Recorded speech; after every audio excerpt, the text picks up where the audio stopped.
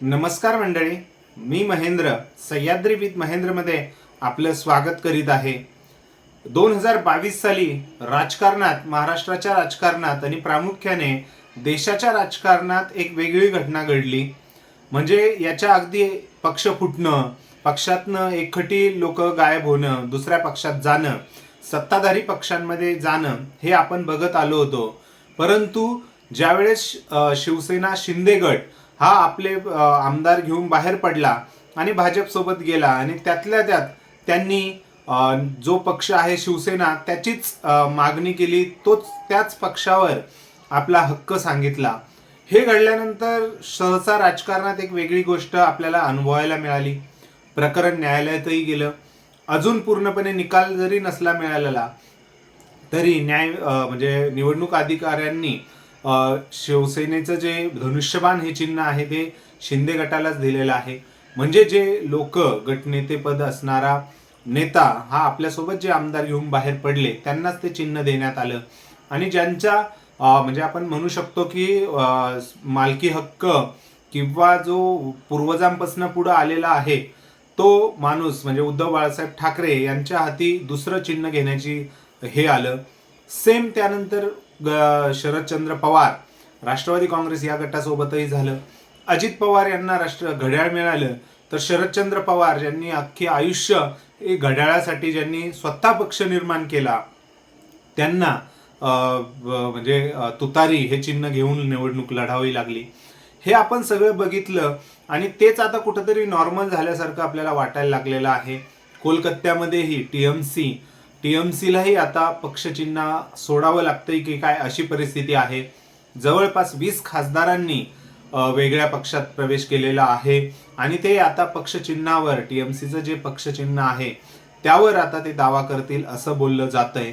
आता त्याच धर्तीवर महाराष्ट्रात पुन्हा एक भूकंप होण्याची म्हणजे तयारी झालेली आहे आणि ती लवकरच पुढे येईल असं वाटतंय. का?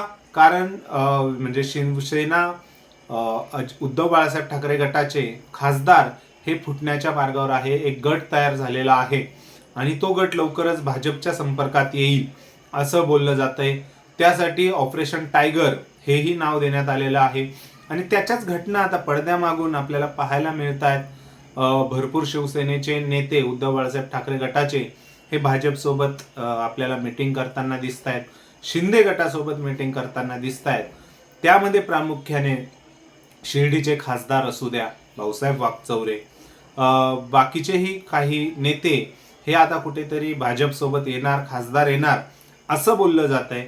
आता हे सगळं बोललं गेल्यानंतर आपल्याला असं वाटतंय की भाजप आता निवडणुका नाही तरी खासदार जसं टीएमसीचे खासदार हे एनडीए मध्ये आले तसे शिवसेनेचे खासदार येतील. आणि हे का आता चालू केलेलं आहे तर निश्चितच मित्रांनो, तुम्हाला आठवत असेल बीजेपीने जे काही बिल आणले होते महिला सक्षमीकरणाचा असू द्या, त्या बिलांना म्हणजे जे इंडिया आघाडीने विरोध केल्यामुळे ते पास होऊ शकले नव्हते.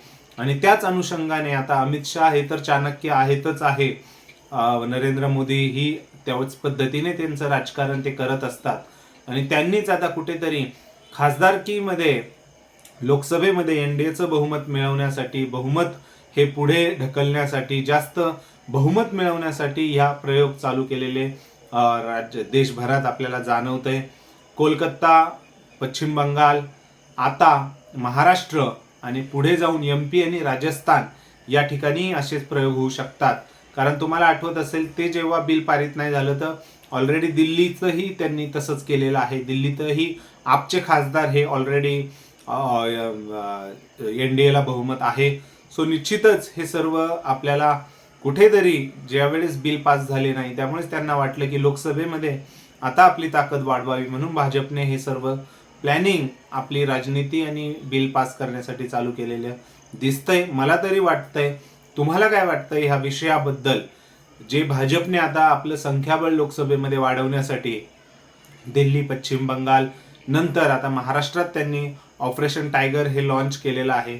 शेवटी ऑपरेशन टायगर हे केव्हा होईल हे आपल्यालाही माहित नाही.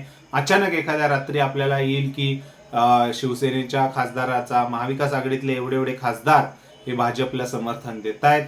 निश्चितच बघूया काय घडतंय, आपण त्याचा ट्रॅक करतच राहू. तुम्हाला काय वाटतंय ते नक्की कमेंट सेक्शनमध्ये कमेंट करून व्यक्त व्हा.